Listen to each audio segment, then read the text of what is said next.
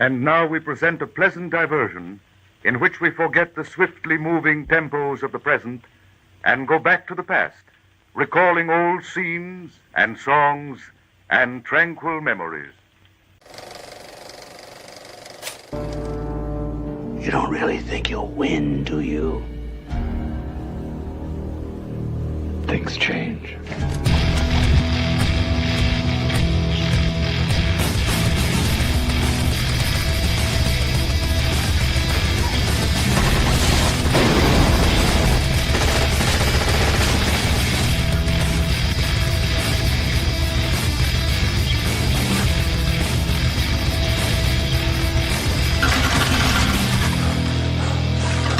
Flush, you bastard.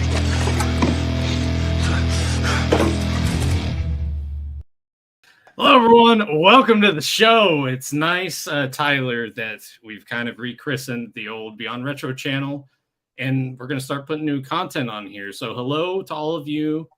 Welcome back. I know it's been a while since we've done anything live here before, and we're going to talk Pee-wee's Playhouse, and we're going to watch an episode of the show together. So in the description down below, you have a link to YouTube and to Tubi. So go ahead and open up right now, Season 2, Episode 1, Open House. And we'll get to that momentarily. But Tyler, you're getting over being sick again. Yeah. It's I don't know what it is, man. I feel like I come down with more colds and shit like that than anyone I know. I just probably working on a college campus and going to a gym on a regular basis is just it just happens. Germs everywhere. You keep your hands clean as much, like so much where your knuckles are cracking and bleeding. You wash them so much, but it's not enough. You know, like fuck. I actually called in on work for the first time in years. It must have been pretty bad then. Well, I was at work when it got really bad. Like when was that? I got sick Monday night, but it was so mild. I thought, okay, maybe a minor cold, if that. And then Tuesday, it was like, oh my God, I can't. I'm having trouble moving. I'm so achy. I'm sore. My head, my nose. I'm like, fuck. That explains a little bit of because I was texting him. I was like, yeah, he's not responding. Something must be going on. So that's what it was. Yeah. And on Wednesday, I was at home. Like I was laying in bed most of the day. I finally got up and about in the afternoon and like got to the den and even went out and got a few groceries that evening and started to feel a bit better. Like getting up, moving around felt good. And I went to work the next day and I got fucked over. So I worked a 12-hour shift. Yeah. After coming up being sick, I'm like, well, it's good to know that when I'm gone and I'm telling when I'm sick, I can rely on damn near 1.5 of the place I take care of to take care of me while I'm gone, taking care of Elma. So that's a bummer, dude. I'm sorry. So I made sure today was an easier day on me, and I'm feeling a lot better, but still dealing with congestion and shit like that, because that's what always seems to linger the most when you're getting over being sick. Yeah, but the residuals. At least I'm not coughing and hacking up stuff. That's the worst. That's true, and we have prepared ourselves for this. So when Tyler needs to blow his nose, we didn't work a hand signal. Well, I'll just do a tap on the nose. There you go. It'll be like our secret emote of the day. Yeah, because Nathan doesn't need to see it or hear it, and neither do our listeners. So I mean, maybe they'll see it. I can. I will step off to the side and just no. I'll do this if I have to. Yeah, but I was kind of like, oh God. He's like, yeah, no, I'm game to do this tonight. Like I just I guess it was just a really bad flu. Fuck, I don't know what it was, but that's what it felt like. Yeah, there's a lot of stuff going around. Yeah, hearing people coughing and hacking and shit like that in the distance, like, oh my God. Yep. I've been dealing with that at work myself. You just hear the noises around you, and you're like, oh man. Or you hear a guy that's like, I'm feeling kind of crummy today, and you got to like walk out of the building behind him, and you're like, oh no. Yeah. So, I mean, the guy shit in his hand and rub it in your hair. Then at that point, yeah, probably. But we'll go ahead and we'll jump into our topic. Tyler, do you want to talk memories first, or would you want to watch this episode together first and then dive into the memories? I think let's start with the memories, like, and kind of building up to why we're doing this. All right. Yeah. Well, first recollections of Pee-wee's Playhouse for you as a child. It's definitely, I can't pinpoint when I first saw it, but it would have been probably 87. And I felt like definitely in 88 I was watching it, but I felt like 87, what would have been the second season is what I was familiar with. Because when I got back or got a chance to watch the first season, and what I didn't know was the first season in reruns on Fox Family, I was like, I don't remember any of this. Like, I remember chunks of it, but there was stuff in the show I was like, Globey looks different. I didn't know Dixie. I don't know who's Dixie. Yeah. So all my memories came from pretty much season 2 and 3, I think. Mm-hmm. And that was what I remember the most. But it's right up there with the magic of watching He-Man and Thundercats as a kid. It was just like, oh my God, like this place, like what is this place? And this awesome dude, and from the opening of the show, starting in a jungle and all colorful animals running around in this house, like, oh my God, well, I don't know what this is, but it's just like it was unreal, dude. It was just something that you just feel like you couldn't describe because it was so fucking amazing that you just left you awestruck.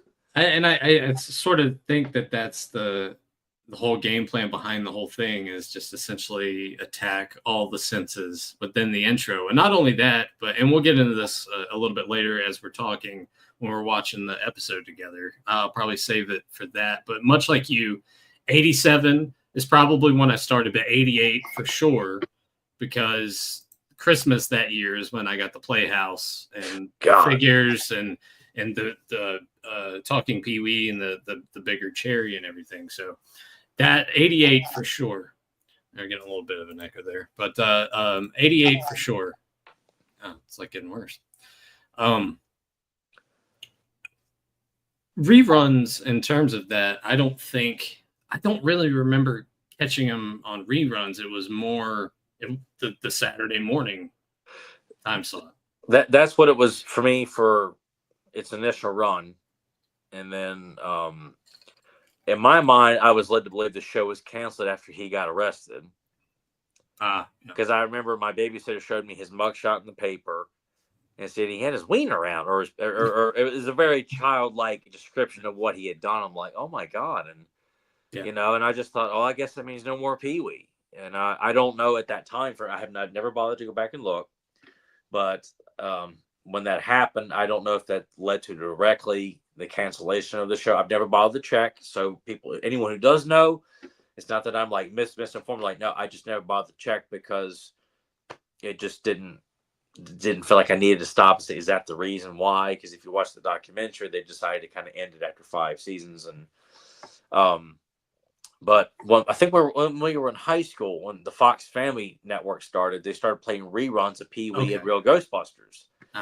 So it was a chance to like, oh my God. But then like there was a new intro that I had never seen before. There was characters that showing up on the show. I'm like, Jimmy Smits is on here and they're doing El Hombre cartoons. Like, what is this? I never got to see, I guess, those last, at least season 5, maybe even part of season 4. I just have no memory of. It's season 2 and 3 is what really was embedded in my mind. So, and talking about episode wise, the way that it's listed. So season 3, technically only 2 episodes because there's those 2, the Christmas special, all because there was a writer's strike that year, and then Big Top Pee-wee production was taking place. Which I was a big fan of that. I saw that before Pee-wee's Big Adventure. That makes sense just because of the time frame that we got into Pee-wee. Yeah, and I had no idea that there was even another movie because I think my cousins had Big Top Pee-wee on VHS, and I saw them like, what is that? So I think they showed it to me, and I went and rented it. I was like, oh my God, this movie's amazing. And then a couple years later, in like early 90s, my dad hated Pee-wee's Playhouse, but he's always like, there's a Pee-wee movie. Like, what? He's like, no. And we went to King Video, and he pointed it out to me. We rented it, like, it blew my fucking. It was like watching the show almost because his house was like, oh my, he's got a fire pole that changes his clothes. I'm like, this is amazing. And, that's another thing I wanted to touch on. You're talking about your dad not liking the show. Oh, he hated it.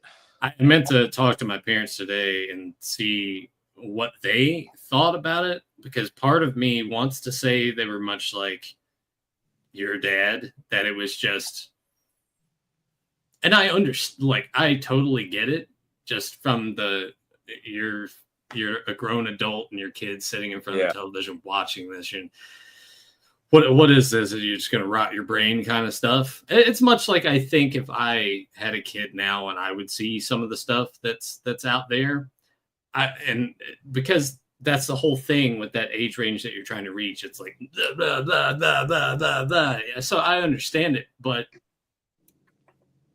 at the same time, I don't, because I've watched the first 2 seasons just this week. I sat down and watched all those. I plan on finishing the series, but I want to say just up front, from going from season 1 to season 2, they definitely dialed it back a little bit, because season 1 is very, very, very ADHD, where it's like, hey, look at this. Hey, look at that over there. Hey, blah, blah, blah. Whereas season 2 and moving onward is really when they found their stride and how they wanted to pace everything out, I feel like. But that being said, I still really, really, really like season 1 a lot for some of its differences of the things that weren't used going forward.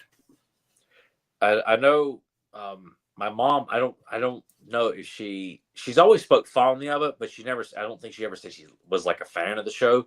Mm-hmm. She always liked the Penny cartoons. Like, that was something that she always remembered fondly, would bring that up.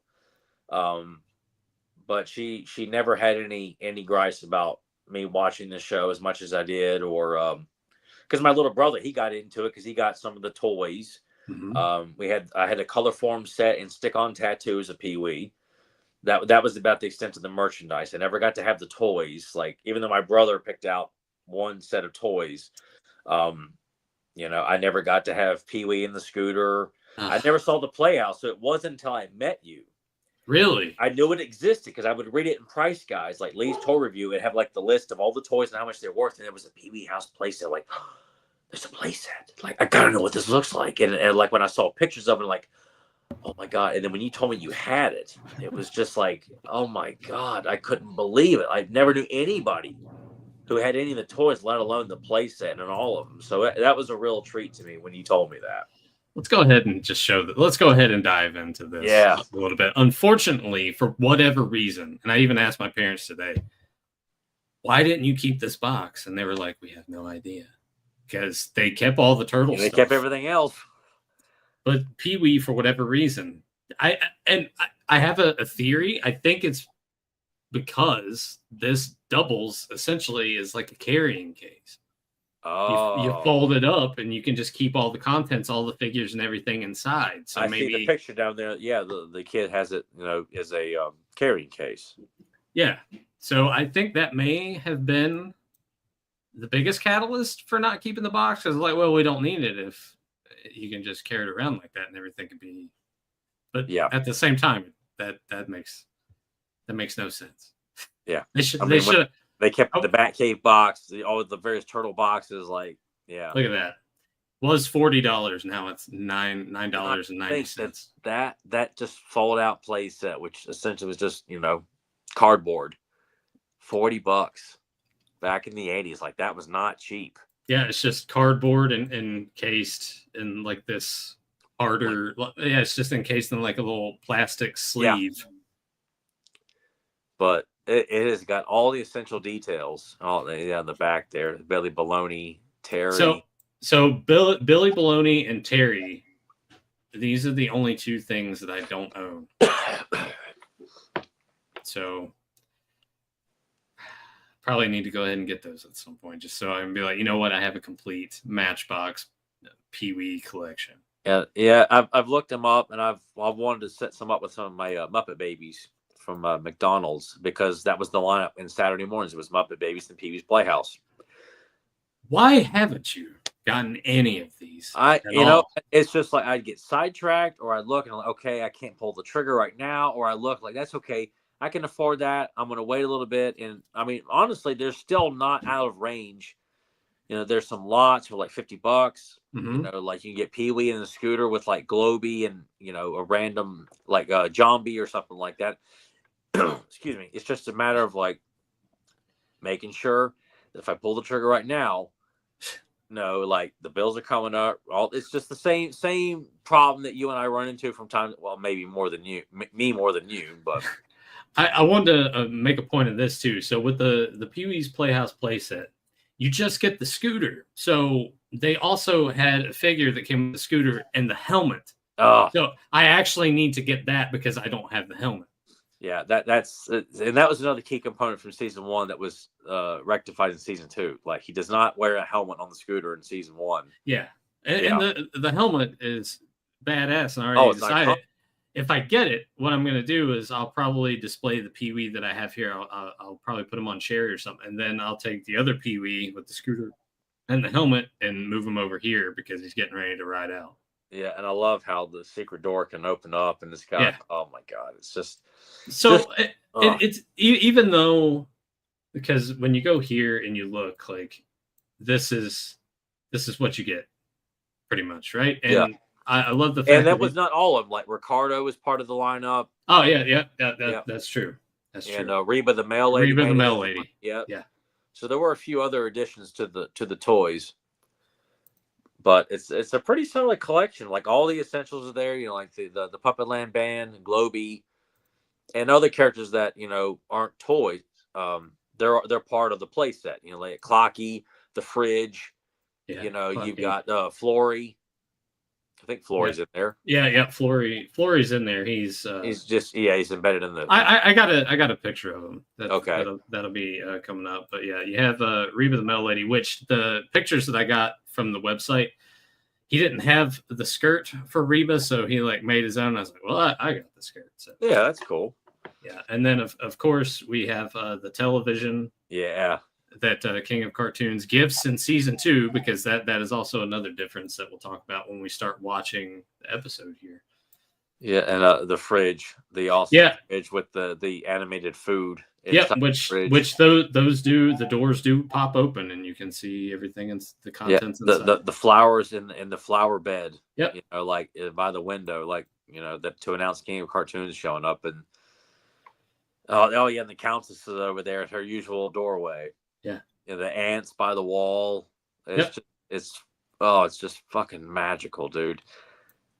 I just looking at this, like knowing you got to experience this, because I think about what I got Christmas of '88, and that was a big Christmas for me too. But had I gotten any of this, let alone all of it, for Christmas '88, I think my head would have exploded, and I would have driven my granny crazy because we were staying with her at the time. And probably would tell my mom, "You guys need to hurry and get your own place because this ain't working out too good." Like a magic screen there, that's so cool. Yeah, just honestly a decent amount of detail in the figures here. Oh yeah, like especially all the accessory characters. Yeah, like they are fucking spot on. I mean, from Cherry to Globey, Pee-wee looks great. Pee-wee looks fantastic.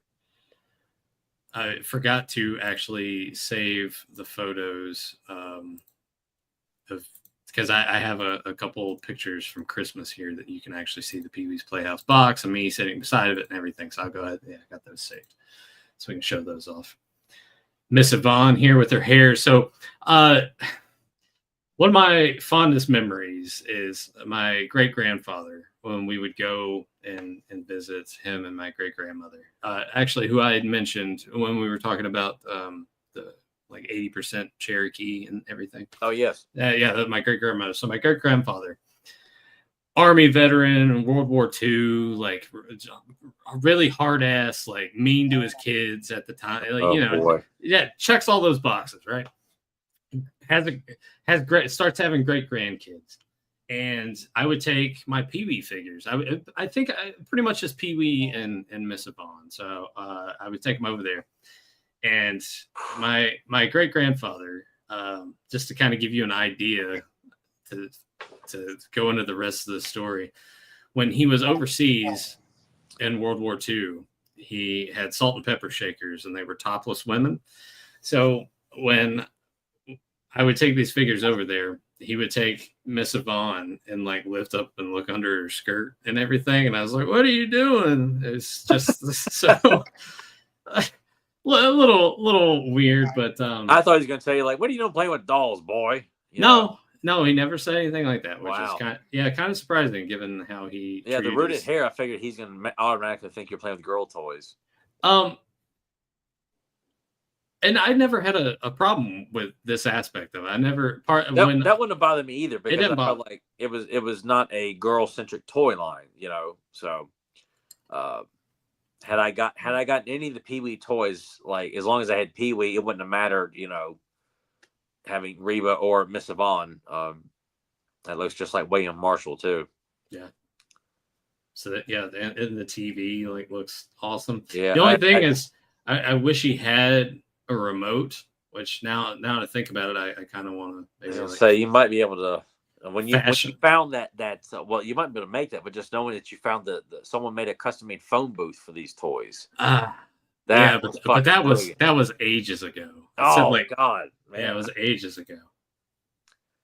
Look at Terry there. Terry, that's so cool. And he winds up, so like you wind him up and it walks. Yeah. That's so cool. They probably could have made Cherry just a little bit bigger.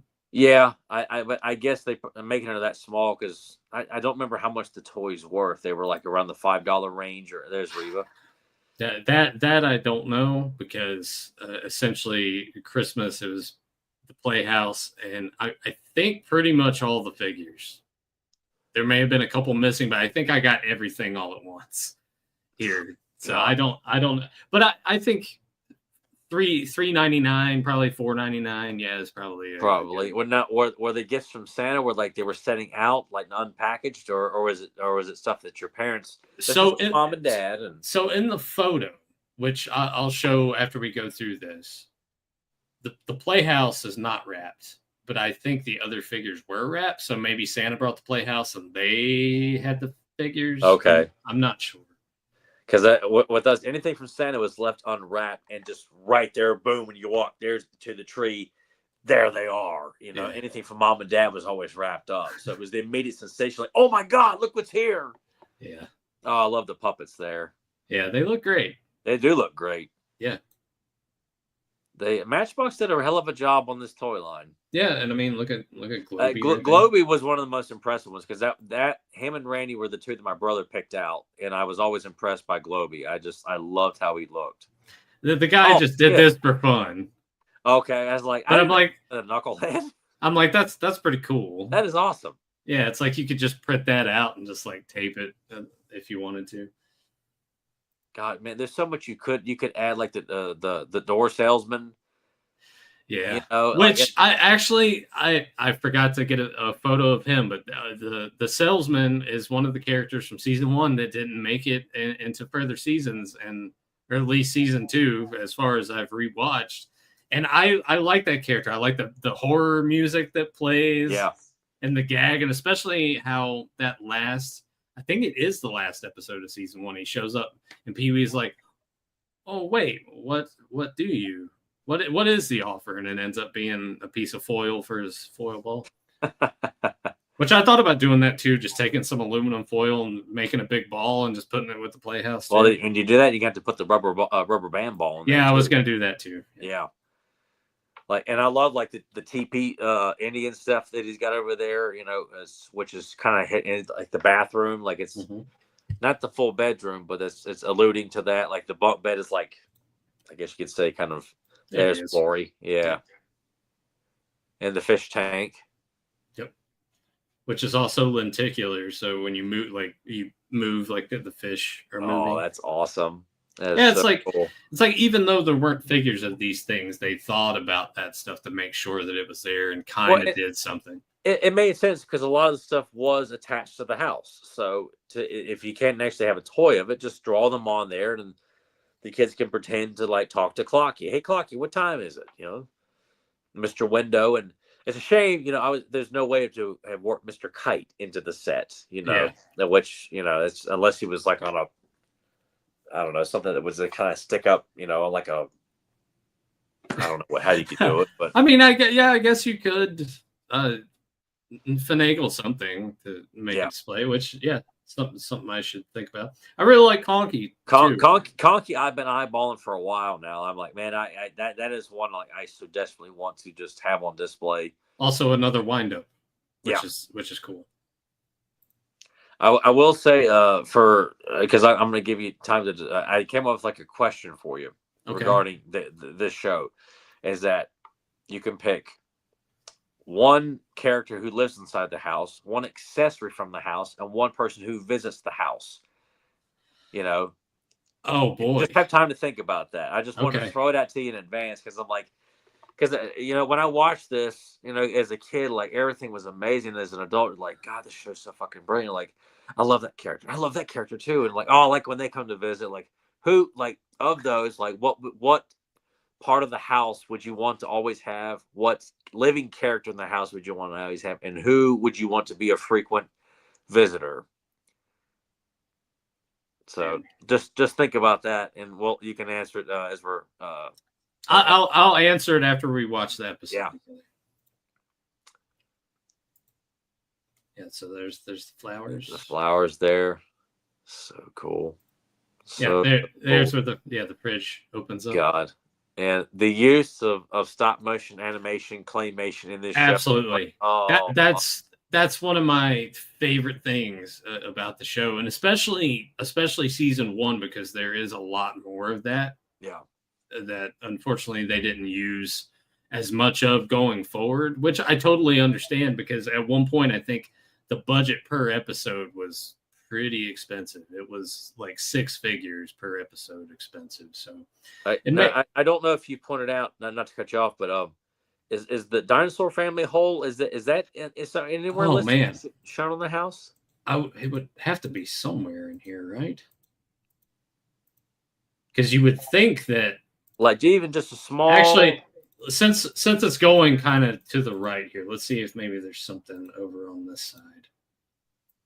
Because that, I don't think so, Holy shit. man. Not even a mouse hole for the dinosaur family is worked in there. Like, there's Lawrence Fishburne. Yeah, old Cowboy Curtis. Yeah, which I love. He was one of my favorite figures. And he would have been mine had I had him, because I loved it when he showed up.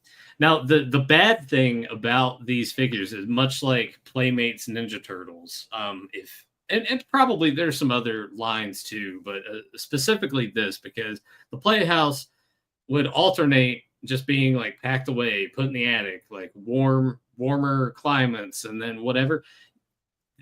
They get that tacky stickiness to them, so you got to like wipe them down really good. Especially Cowboy Curtis, like his hat was super sticky. So I love the outside with the lava lamps. Yeah, I don't think you ever showed me that. I never showed you the outside of the no. Fuck, that's weird. That's so cool. Yeah. The artwork that was used to promote the show too, that you'd find on merchandise, like that's what I had, like my stick-on tattoos, and like the artwork that you see inside the Playhouse playset. Like I love that the color forms too. Yeah, yes, yeah, I really like the artwork on that. Yeah, I loved that artwork. I thought it was so cool. My dad texted me and he's like, "Hey, I have a rubber band ball for you." Oh, that's awesome. Let me get back to this exterior shot here and see if we can.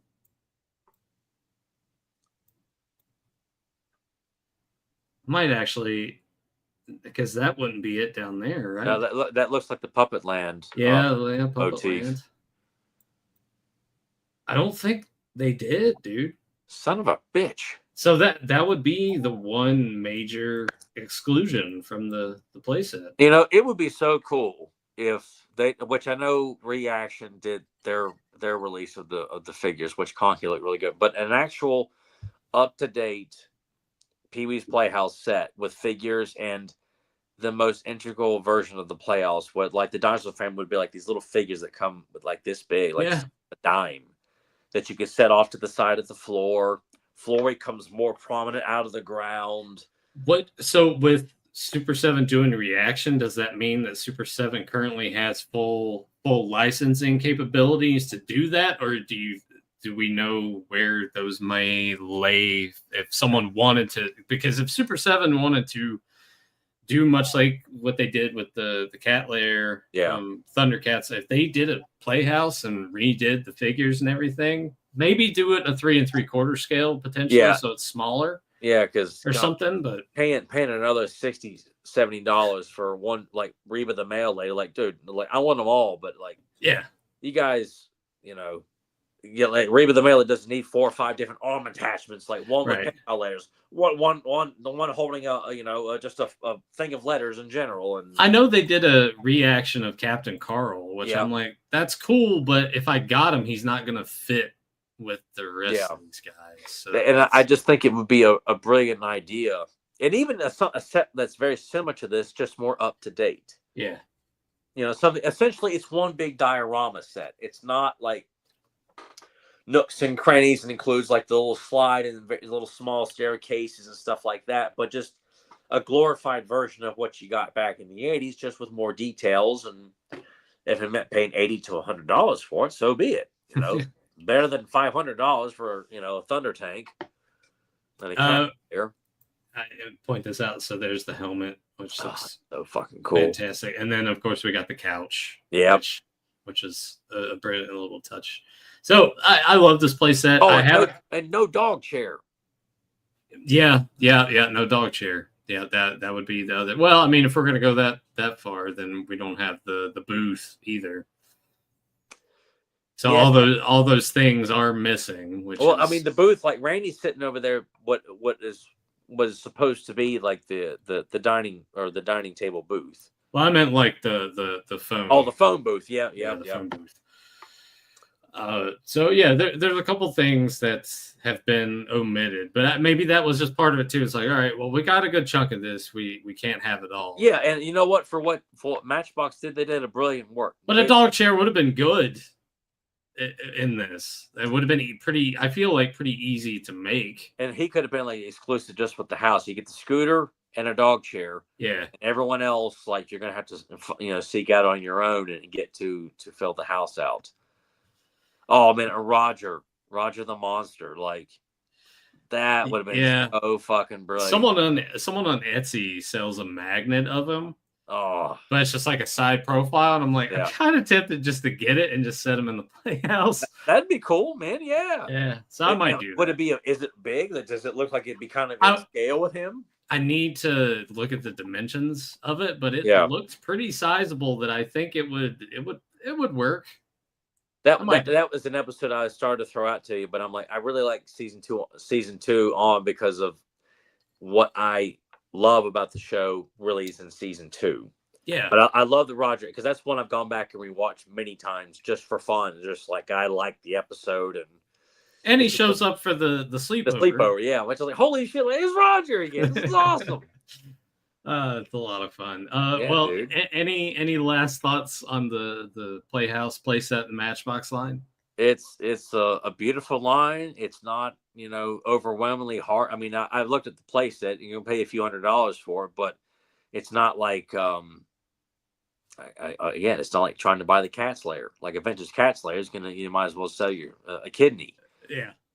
But the Pee-wee's Playhouse playset looks, within reason, of like, if I really want to pull the trigger on it, I could afford. I have no place to put it though. That'd be my biggest concern. Yeah, well, that's why you make the space.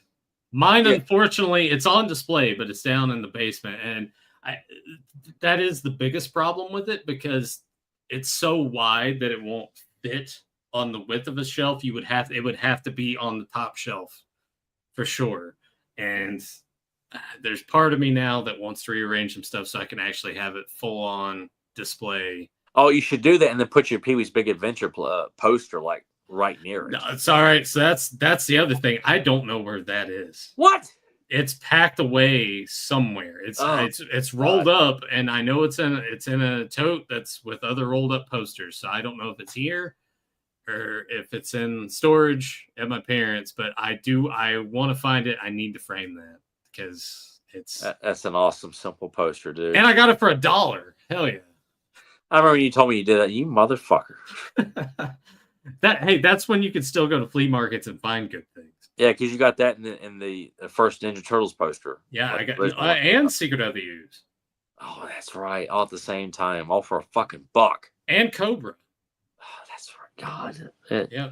Thanks. I got my mom like a Snow White and the Seven Dwarfs re-release. Oh, that's right. Yeah.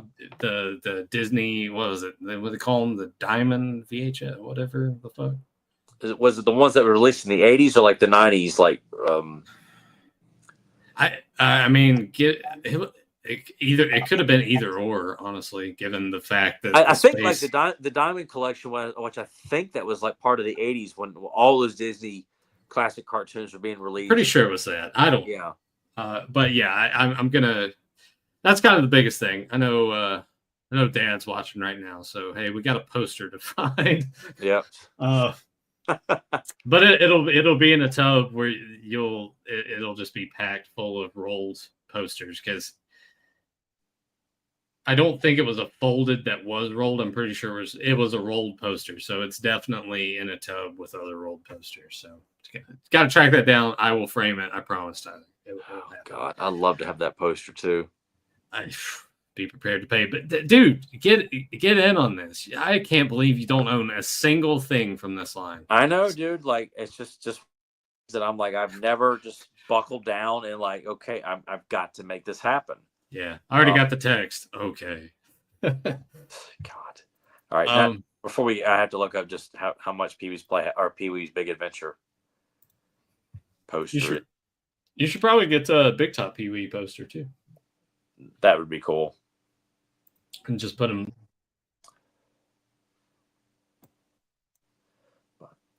All right. I actually watched clips the other day because I'm like, I have not watched anything, but I remember so fucking much of it. I looked on YouTube. Look, and the Roger Rabbit PJs too. Man, I was wearing Roger Rabbit PJs that same Christmas, but a different kind. Yeah. So you see Cherry back here. We got the play set. Me and my long socks. Look at how fucking happy I am. Look at that. Like, still half asleep, but I am stoked. I love that, dude. All right, well, that's a thumbnail. So there you go.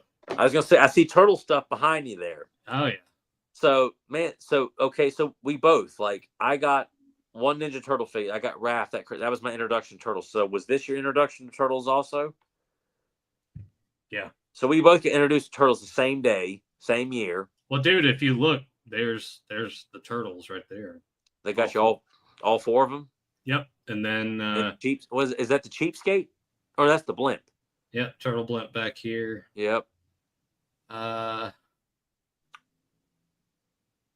Is this Knucklehead, right? Yeah, it is. I think it is the Knucklehead. Yeah, it is. That's the Knucklehead. I can't quite make out what this is. Yeah. Do you remember Pig Pong? So it was pretty much like but ping pong. You're squeezing like you're squeezing you're squeezing the elephants, and it's got like these just really light, fluffy circle. I don't even think they were almost like cotton balls, I guess you could say. Like, I don't think they were even cotton balls. I think it was just like thin pieces of like styrofoam, like in halves, so it could like float around a little bit better. No, I can't say I'm familiar with that though, but I can picture playing. Now, I did have a microphone, not that one, but it was at Fisher Price. I think it was. I got it the following year. Yeah. And then of course you look at the stuff that's wrapped back here. Like, I'm sure all the Pee-wee stuff probably sitting there. Honestly, that's kind of the biggest bummer, is I don't remember this. My mom probably remembers specifically everything that was sitting under this tree right here. Yeah. I know my dad doesn't because his memory is awful. But my mom probably remembers a good chunk of the stuff that was here. But I want to assume that since I got the play set, the figures are all in there somewhere, because that's what my parents always did. Oh, you're getting a play set? Here's a bunch of figures. Like you remember the Police Academy toy line? Yeah. Yeah. So it was pretty much that. Like, I got all the figures, got the play set, all that stuff. Which those are somewhere. I still got that stuff. I only had 2 of those as a kid. Yeah. Which is, we talk about this often. It's crazy how many of these properties that they were like, you know what? Yeah, put a toy line out for that. And you know what? We all bought a hook line. Yeah, we did. Like, yeah. They knew how to market some of the crazy, like, you know. Let's make a cartoon based off of this. Yeah. This raunchy comedy. Let's make a cartoon. Yeah, we've done 7 fucking films of. Let's market it towards kids, you know. You know, from RoboCop to Rambo, Commando, Police Academy. Yeah. And then getting really crazy with things like, Food Fighters, Army Ants, Guts. I kind of want to, like, honestly, Food Fighters, I wouldn't mind collecting. Oh, I'd love to collect that one. Yeah, because it's small, but it's so it's pricey. Some of it's very pricey. Yeah, and I only had one of those as a kid. I had one as well, and I can't remember if it was the slice of pizza or the cookie, or I may have had those. I had the French fry, the box of French fries. That was. Or I may have had a few of them, and that bums me out because I seem to remember having quite a few of those. Actually, I think I had a card back or two of those that I have somewhere. Oh man! And they had a couple vehicles too. It was like an egg carton and else. Yeah. Yeah, and they had like a helicopter, but I can't remember what they finagled that to make it. Yeah. That Barnyard Commandos, like all these just simple, small lines of just things that are trying to be tough and and macho. Fast Food Fighters they had muscle arms with guns, and Barnyard Commandos are walking around with rocket packs and machine guns. We as much as I wish I could have experienced all of the 80s, like the part that we caught and then catching the transition of toys and cartoons into the 90s was still a pretty fucking magical time, dude. Yeah. And one thing I want to point out, you can't really make it out from the picture. It looks like a character. Well, this gold wrapping paper is Alvin and the Chipmunks. Oh, okay. That's awesome. I remember that one vividly. Because Mom would do that. She would buy a couple rolls of each, and they would last for quite some time. But oh man, this shitty Christmas tree too. God, we had this thing. We had this thing until the mid '90s, I believe. It was awful. It was awful. The shape of it was so ugly. Well, so you probably didn't think that though. When no, I didn't care. But looking back on it now, it's if you could have seen it, just its odd shape. And I want to say that it was in this house, it was too tall, so I think they had to like reconfigure some towards the top, and it just like made it look even awkwarder. That's not even a word. Even more. No, that's even more awkward. Well, yeah. And then the candy canes I put there. Yeah, this isn't a Christmas episode. We'll get that off the screen. But yeah, just it's awesome that I have pictures of that stuff, especially with like the Pee-wee's Playhouse and everything. Yes. It's so cool. Just hey, I did have the box at one point. Just don't know where it went to. Well, do you wanna watch this? Yeah, let me take a quick all right. Nasal break for a second. All right. I'll put the focus on myself. Yeah. While Tyler blows his nose, I'll mute his mic. Oh, wait. I got to put this up. Yeah, look at that. He's got a roll of toilet paper right there.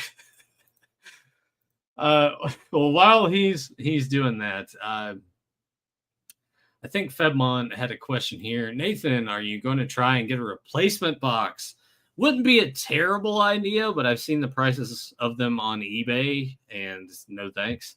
I would much rather take that money that I would spend on getting a replacement box and use that towards getting the remainder of the stuff that I need for the line. So getting Terry and Billy Baloney Billy. Playhouse. Do what? That's sort of that money you're thinking about using, like to get Tyler his own Pee-wee's Playhouse. Oh yeah, that's what I would do. Oh, I got a photo now from Dushin, the top of that one turtle toy that we couldn't figure out, the Turtle Trooper. Do you remember that with the chute that opens up? I do. Yeah. Yep. Didn't have it, but so that is what the other box is. Excuse me. And water went down the wrong pipe. Gonna make it? Yeah. Well, are you ready to watch the episode? Yes. Let's well, hopefully those of you at home already have it queued up. As I said before, link is down in the description of this video. We have YouTube and we have Tubi, because you can watch the entire series on both, free with ads. So we are going to go ahead, and Tyler, you can go ahead and give us the countdown here for season 2, episode 1, Open House, which we should state is kind of their fun and creative way of explaining hey, here's a bigger studio space. The Playhouse has changed a little bit. It was a very creative way of showing the changes that you're going to see for the remainder of the show. Because season 1 really just seemed, and you see this a lot, especially in animation, like a pilot episode or like a first chunk of episodes, that it's putting it out there for the world to see if it's going to take hold and see if we're going to get anything else from it. So a little rough around the edges to a degree. I kind of disagree with that, because I love season 1 and its erraticness and the characters that we don't get anymore going further, which we'll discuss that probably after we watch the episode. But there's so many things that we'll be able to point out with this one. But Tyler, go ahead and give us the countdown, and we'll go ahead and get going. All right, this is going to be one of the greatest openings of all time. I mean, this is pure magic as we're getting ready to look. So how do we get to Pee-wee's Playhouse? 3, 2, 1, action. Oh, that way. That's how we get to Pee-wee's house. It's so fucking cool, man. There is a seller that has that sign that you can buy. It's a couple $100, but it's made out of wood and everything. Oh, so, yeah. But going back to talking about the claymation and stop motion stuff, it just this is. I would love to know what Ray Harryhausen thought about this if he ever saw it. Mm-hmm. I had no idea until watching the documentary on the Shout Factory release that the big birthday cake, I always thought was the big ice cream cone with ice cream overflowing it, and until they said no, it's a birthday cake, attached to a trailer, and just like knowing that they broke it down, like, oh my god, like until they said that, like I just thought it was this. I mean, it is a mishmash of stuff, but there is some logic to it. Yep. And right here. So the exterior shot is the same, but him looking in, and this one's different because everything's covered in plastic. There's a dumpster. The song slows to a halt. Yeah, and because it's like killing transition. It's like we're like, oh wait, we have changes. There's changes being done to the house. I love Terry so much. And I do too. See, that's Globy. I don't like the look in season 1 Globy. That flat face. I don't like that. That's one thing I'm like. When I first saw that, I'm like, oh, that's not Globy. What the hell's going on with his face? Yeah. That was one of those changes, obviously, for the best. Yeah. And now we're kind of changing up immediately here because in season 1, he wants to look at his toy shelf. Yeah. And now he's going to have the toy box. And where the toys used to be, something else would be going in its place later. Yeah. But the toy shelf from season 1 I really liked because it was a lot of stop motion and claymation. Oh, yeah, so here we go with Billy Baloney. Yeah, I love this Billy Baloney toy. He looked great sitting on a shelf. Yeah. And to see like behind the scenes pictures of what the set looked like and everything. I mean, it's shot so good that where it just looks like, you would never believe that this was this looks like you really believe this is a house and they're filming it, but it's just such a beautiful set. And when you watch it on Blu-ray, you see even more details of things that are in the house. They're like, oh my God, look at that. Look at this. And it's just, they designed one of the coolest houses that's ever been created. Like, these shows where they do these home makeovers and all this other stuff, like how come someone doesn't do like a house that looks like Pee-wee's Playhouse? I'm sure someone has. Oh my god! Already, but Pee-wee looking for Conky because we got to figure out what the secret word of the day is.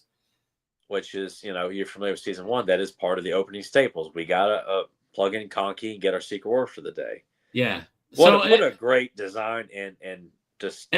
And I love the sound effects from the cord whirling in to powering on Conky and the beat. The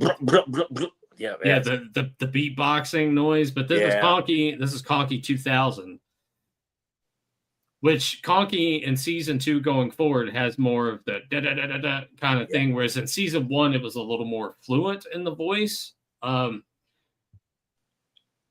which I prefer.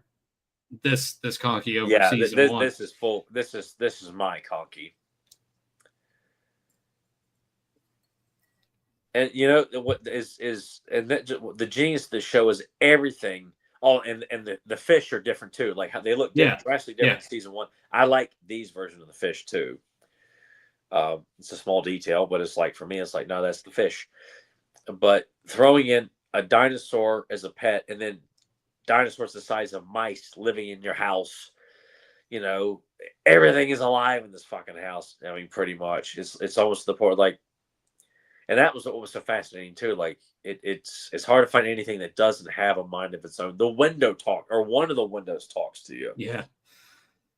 And one of the biggest takeaways from this too is just how educational the show is without being condescending to a kid. And I think one of the biggest things I really appreciated about this was with the character of Ricardo and teaching you Spanish. Yeah. As you're watching the show. And they'll do more of that, you know, like with the whole Hombre cartoons in the later seasons as well.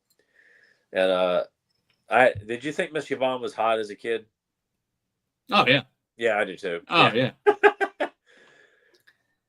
And then watching season 1, big crush on Dixie. So shouts out to Dixie. She's very cute, yeah. And Miss Yvonne, she is like, she's never come across a man she was like, you know, not crazy about. Was just like, you know, she's like, here's Puppet Land. I love Cool Cat, Dirty Dog, Chicky Baby, excuse me. They're just such cool looking puppets. And we have to make mention too, and we did lose Miss Yvonne a week ago. Holy shit, really? You didn't know that she passed away? No. Really? No. Yeah. Sorry, man. I thought you knew. No. Yeah. One of the things like I rely on you or just happen to stumble across on YouTube. I don't do social media, so I have sorry. I should have told you she passed away a week ago. She had cancer. Fuck, and I just before we started talking, like I made a remark like, well, you know, I didn't think we lost her yet, and it went right over your head there. No, yeah, once again I'm paying attention to like, everything else. So, yeah, so sorry, man. Shit. Well, rest in peace, Miss Yvonne. God. Yeah, that's kind of the thing. Watching this, it's like Paul Rubin's no longer with us. We lost him about almost 2 years. I think it'll be in August. So about a year and a half ago. Shit. Yeah. Here's the former spot where his toy shelf used to be. Yeah, that big circle right there. Yep. We'll see a new addition to that spot later in the show or this episode. There's Ricardo. I had no memory of Ricardo. Like as a kid, he was really. I had no recollection of. Buddy, you too. Yeah. Mr. Bond's just like, let me take this off. Yeah, her pilot is lit. I love how they cut to this romantic. Yeah, this is a really awesome shot. Is a red light special shit going on. Right yeah, slow motion. I mean, because she's come off like she got the hots for Pee Wee, Calby Curtis, Ricardo. Oh, she loves them all. Yeah, I was like, I don't know, and maybe she has, or she I don't think so. If she comes on to King of Cartoons, no, I don't think so. No, I don't think so either. But I mean, especially season 1 when Tito was like flexing. Oh yeah, Tito the lifeguard. There he is. There he is. There's Morpheus. So Tyler was talking about the bonus features on the Shout disc and talking about sort of the main hour documentary, talking about how it came to pass, and then like the art decoration. I've only been able to watch the cast talking about their roles and then the animators, and it was refreshing to see that Lawrence Fishburne, how his stars kind of like took off in the late 90s with Matrix and everything. Yeah, that he still talks about this show fondly. I really like that a lot. If I ever met him, this is what I would want to talk to him about. Oh, absolutely. Yeah, like fuck the Matrix. Like, dude, I want to talk about Cowboy Curtis, dude. Now, I love his little anecdote, and he says it in the documentary, but he also said it when he's gone on talk shows, that he went into his audition. He was like, yeah, I went in there like I'm Yul Brynner and I'm going to be serious cowboy. And I did this thing for him. And he said like Paul and I can't remember the other writer's name. They were sitting there and it was dead silent. And they were looking at each other and looking back at him and looking back at each other. And they were like, lighter? And he was like, oh, you mean like comedy? And then he says that he goes straight into like a Gomer Pyle-esque kind of voice. And then that's how it went from there on out.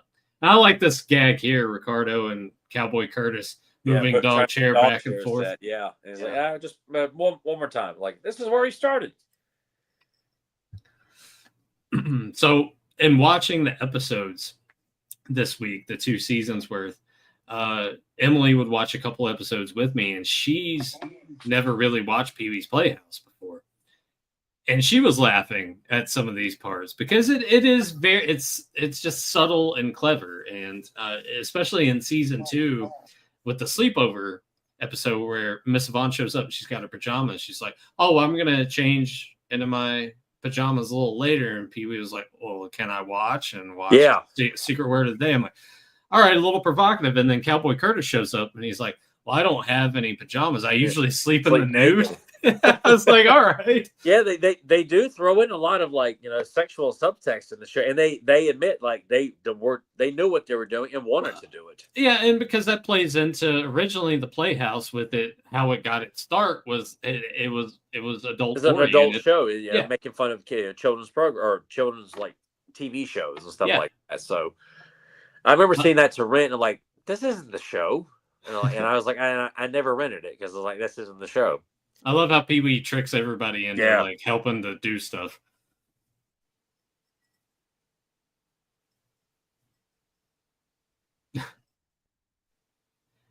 God, that kitchen is just so fucking colorful. I know it's when I watched this, I don't know if your headspace will kind of go in the same way, and maybe you don't think about it as much, but the music video for me, I saw a lot in its rotation during its time, but B-52's Love Shack and just the way that how everything looks like the synergy between the two. Well, you just can't help but associate Miss Yvonne with what's her name from the B-52s. Like, because of the hair and everything. Like once I discovered them, I think of her, like just an association, it's just because of the look, the big ass hair. But this show to me is so cozy. Like it's not only out of nostalgia, but there's just it's like a very familiar warm blanket on a Saturday night, dude. Dude, like, I couldn't agree with you more. And when I was watching these, because I would watch them 4 or 5 episodes at a time, and you're saying warm blanket, but for me watching it took me back to a time period of just watching this when it was on television as a kid. And it took me back to a time when I can say here openly that I felt happy. Because it just being a kid, you're not thinking about all the other stuff going around. It's just this is being lost in having a good childhood. Like that's what this. Oh, here we go with the fridge, dude. Oh my gosh, it's so fucking cool. I'm glad that they made the egg roll a little less racist because in season 1, it's pretty. The design is not. Questionable, but at the same time, it's something. Obviously, they're just having fun. It's not meant to be. The show is very progressive in the sense that they just expose you to different cultures and people. It's not about like look, Cowboy Curtis is black. No, it's not it's not a thought. Which he made a point to say too in the that part of the documentary stuff that I watched, that he really appreciated how diverse it was behind the camera. Yeah, because you didn't get a lot. Here we go. Here's Flory. Yes, Flory. That close-up shot of Lawrence Fishburne. I like Flory's voice too, and I like his eyes. Yeah, his eyes are cool. And just the way, like all the expressions in his face, like a floor puppet, and he emotes like a real person. Like it's so fucking brilliant. Yeah. I love how passive he is. I've been here forever. You just didn't notice me. I was underneath the teepee. I just love his sincerity. It's just Yeah. almost like he's just like, I'm just over here, you know. So fucking neat, dude. I wonder what my nephews would think if I showed them any of this. I think you should. Yeah. Actually, I'm kind of curious in general what kids today would think watching this. Oh boy, So, here comes Blackula. This is my king of cartoons, because when I saw the first one, I'm like, I don't remember him being like this. And then when he shows up, I'm like, Yeah. oh yes. So here's one of the bigger changes. Now the Three Flowers introduced King of Cartoons, whereas before it was Dixie driving him to the Playhouse and then introducing him. William Marshall, the voice of Juggernaut. Boys and girls. I love his voice. He had, this was, even the first King of Cartoons was fine, but this is like, he has so much majesty about him. Like, his voice is what makes this character really alive. And he has more dialogue because the King of Cartoons in season 1, he pretty much just would show up and be like, and now, da-da-da. It's like William like really plays up like a real king. Like, he comes in and just the way he addresses his court, you know. And when he says he lives in Cartoon Land, I'm like, what does that look like? Yeah. So of course, we get like a little chopped up version of a cartoon, just giving you a little tiny taste. One of the things in season 1 too is I don't think they quite had it nailed down. Sometimes they would call him King of Cartoons, and then sometimes they would just call him King Cartoon. Yeah. And I was like, that's very interesting that in the script and how they would film it, they would just call them different things or whatever. Like, they would shorten it and change it. How did you feel about most of these cartoons that they would play? When you watch them do it, you're kind of like, yeah, all right, that's fine. Let's get back to Pee-wee kind of thing. I would enjoy it, you know, just because it's a little cartoon segment, and it was just part of the show. It's like it's part of what the King of Cartoons brings. Like, okay, what does he have to bring to us today? Here is Pee-wee's up to his hijinks of tricking people. The fish look so cool. They look so better. They're more polished. The look of the fish. I love Miss Yvonne's over there taking care of Cool Cat and brushing his fur.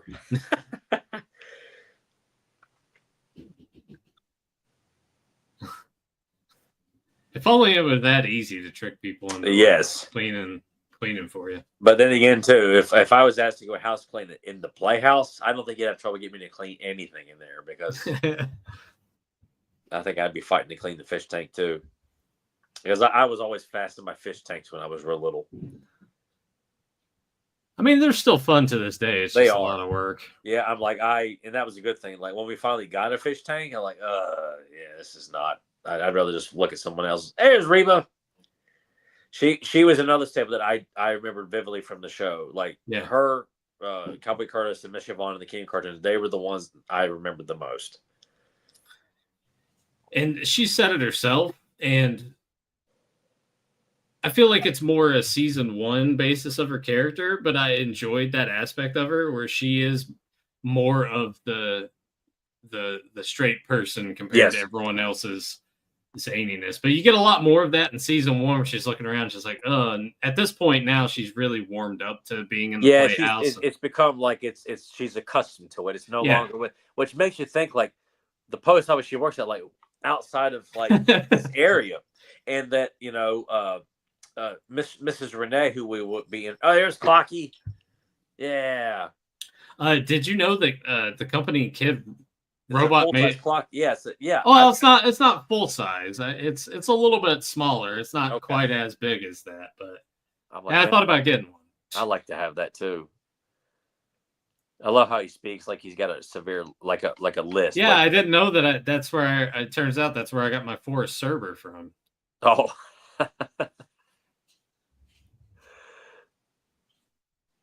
That little slide too. Yeah. You watch that and you're like, man, that would be awesome to have a slide in my room. Your house, yeah, fuck yeah.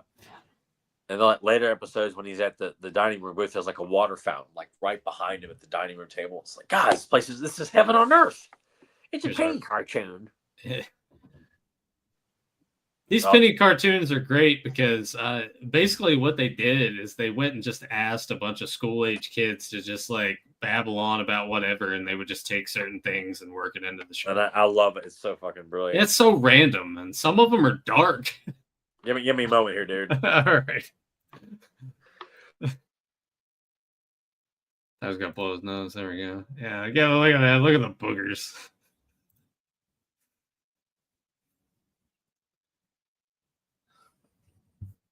But yeah, just so random with any of these. You never know what to expect from a penny cartoon at all. No, but they were always so fucking cool, man. Like I that was a segment I always did thoroughly enjoy was the penny cartoons. Yeah, and this is kind of like the catalyst for Wallace and Gromit. Yeah.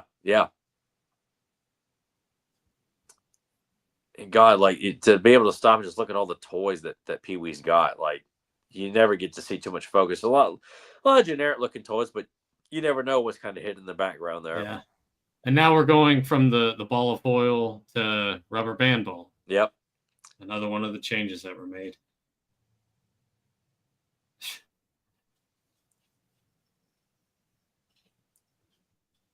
Like, yeah, Pee Wee's got a bunk bed, which me and my brother had bunk beds as a kid, but bunk beds were always a fascination to me. I only had a bunk bed when I was really young, like really, really young. And I remember falling out of it. My parents remember that vividly as well. Because it's like middle of the night, I fell out, hit my head, and I'm like squalling. My parents God. like, look at Cowboy Curtis.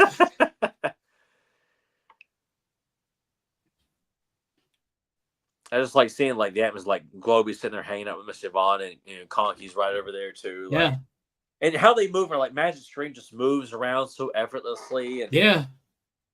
just it's a great puppet work. Yeah. And I love that running gag. It's like, I really like these, whatever. It's like, oh, why don't you marry it? Yeah. I was like, can I serve it? I don't know. Can you? Yeah. And then, of course, Pee Wee gets married to a bowl of fruit salad. Yeah. Sleepover, which is awesome. There's John B. Yeah. I have vivid memories of being at my mom and papa's house, and outside they had a chimney they didn't use, but it had like this little metal door. And I used to pretend to talk to John B through that little door. Like when I was outside, I just remember vividly doing that. Mecca High, Mecca Hiney Ho, Mecca Lecca High, Mecca Chani Ho. And then you say the other one, and no one can. Yeah, no one can get it. Yeah, it's great. So fast. Yeah.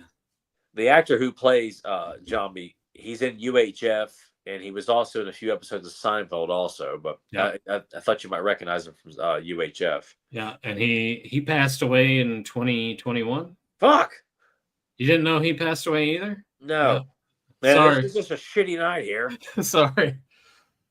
There's Mrs. Renee. So essentially, Mrs. Renee kind of takes the place of Miss Steve, except she doesn't snoop around. Yeah, she's not a big gossiper and just knows. No, yeah, she just shows up and she likes to party. Yeah, she's just a neighbor you wouldn't mind living next to. Like she just wants to have a good time and be, just be friendly with everybody. Yeah, she's as my mom would say, a little dingy. Yeah, like you may not want her coming over all the time, but if she shows up, you're like, it's cool. Yeah. Hello, Mrs. Renee. She just shakes it. Yeah.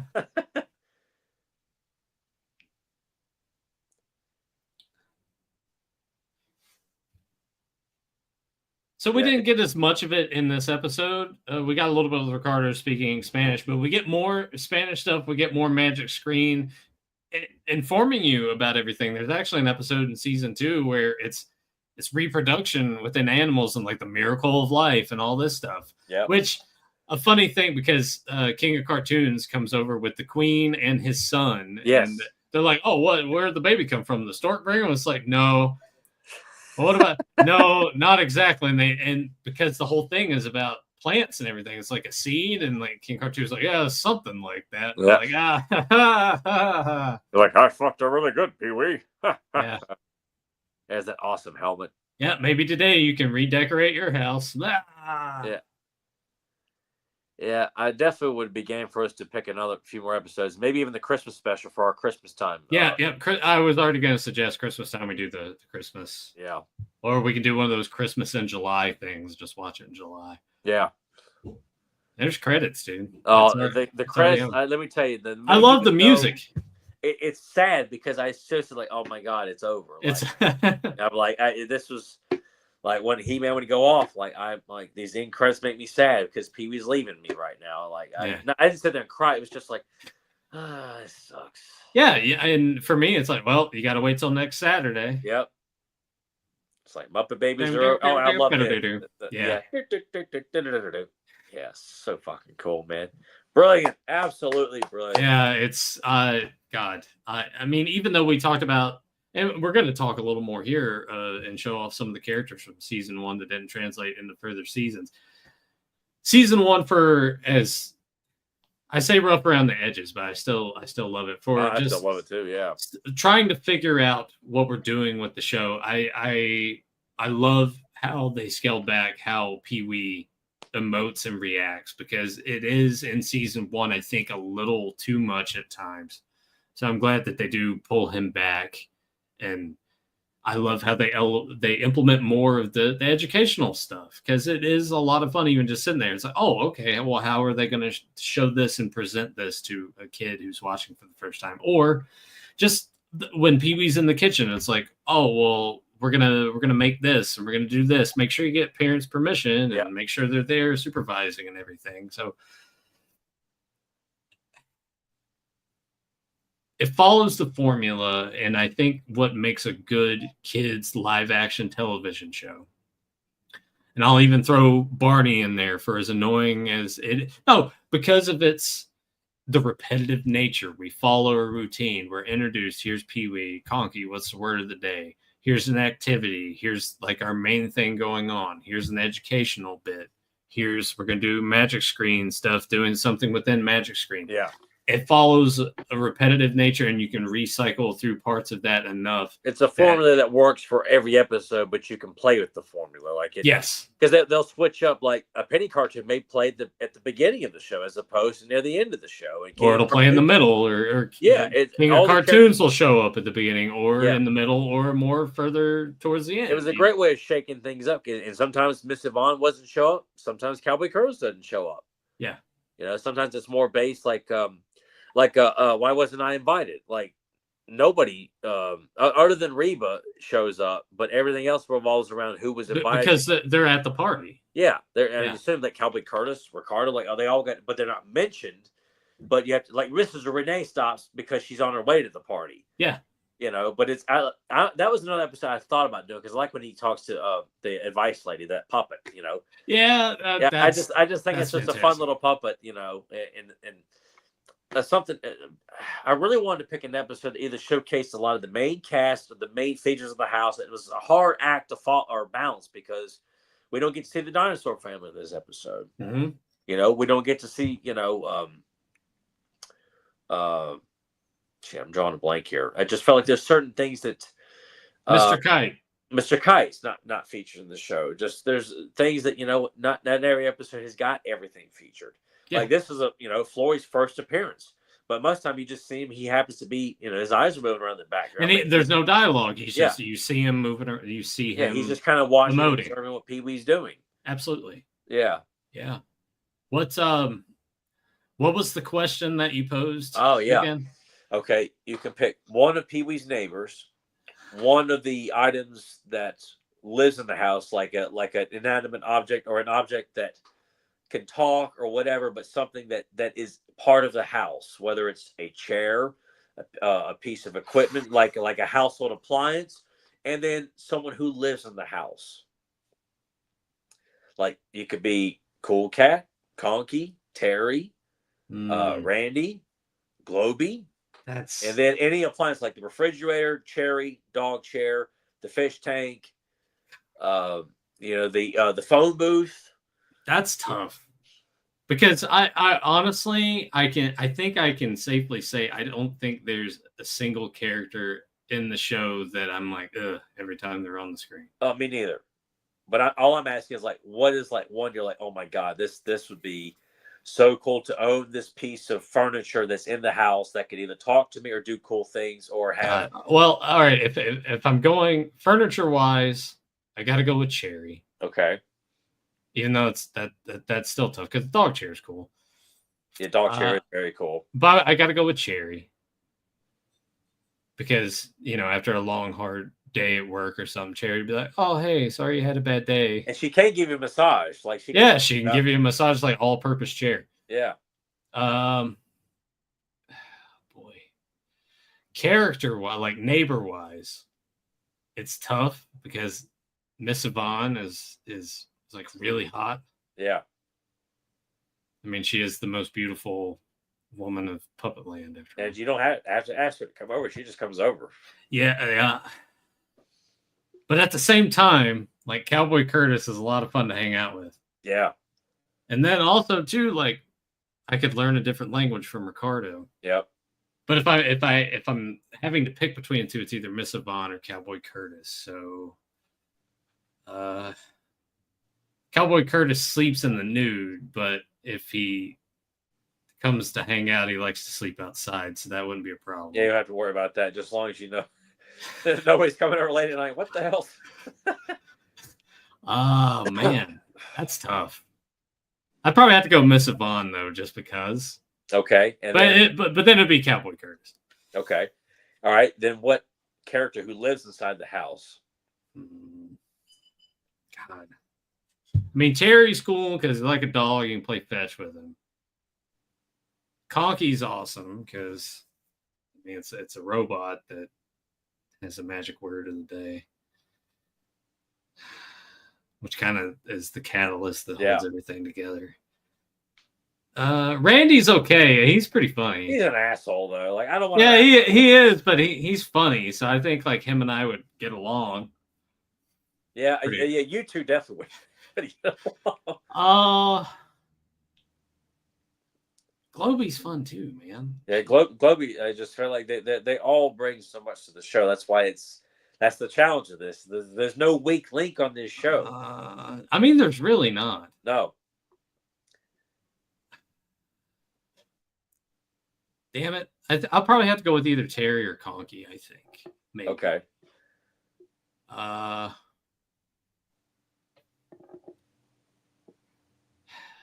And the answer would change day to day between all these people. I think for today, I'll go with Terry because he's like having a dog. Yeah, I adore Terry. I think to have a pet pterodactyl like that would be. What about you?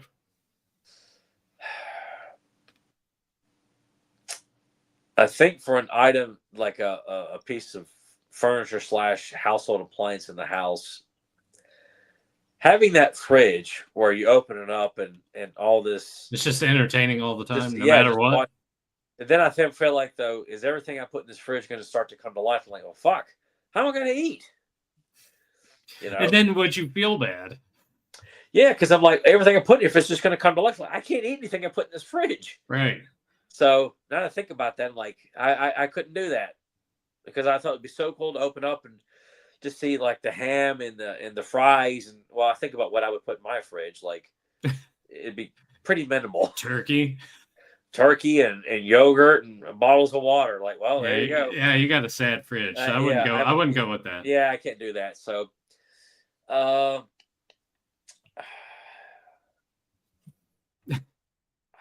because I'm thinking about parts of the house, I might have to go with the Dinosaur Family home.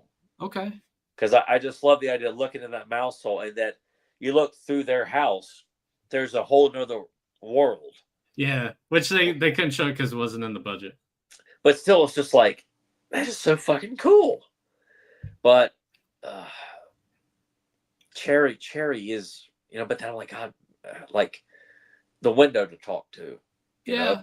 Mr. Window or Mr. Kite, like go outside and like, hey, just like how's the weather today? Yeah, just he's just up there like, hey, can you take this to Nathan's house? I'll get there pronto. Or something like God. Shit, because man, that phone booth fucking rocks, dude. I mean, it does. It was FaceTime before FaceTime too, and you had to use a toy can. And you have a different option to pull for a background, you know. And I gotta say, in season 2, I love the prank caller, oh yes, yeah, which is he's one of the I think he's one of the puppeteers. yeah, I think so. Yeah. Yeah. Well, who are you gonna pick? You know what? Floor would be really cool to talk to too. But I feel like you know, if you walk around a lot, it's like, could you ease up? You're hurting my head. Yeah. You know what? I'm probably gonna have to go with Cherry too. Yeah. Yeah, and then Cowboy Curtis for regular, because I feel like he'd be but Carter would be cool because he likes to work out and play sports and stuff. I think he would gravitate. I'd probably click with him because the lifestyles are very similar. We love sports and exercising and staying healthy. So as much as I'd love to hang out with Cowboy Curtis and Miss Yvonne just coming over and looking all hot and shit, I think like lifestyle wise, me and Ricardo probably click the most. But then King of Cartoons, man, like hanging out with William Marshall. Yeah, but he never wants to come and like hang out for long periods of time. He just wants to show the cartoon and get out of there. So I don't think he would be a good choice. Everyone else, like Miss Yvonne, Cowboy Curtis, and Ricardo, they stick around for a while. And then Roger the Monster would be really cool to be friends with too. Yeah, he would. Yeah, you know what? I'm gonna go with Ricardo. Okay. Yeah, Ricardo be my frequent neighbor.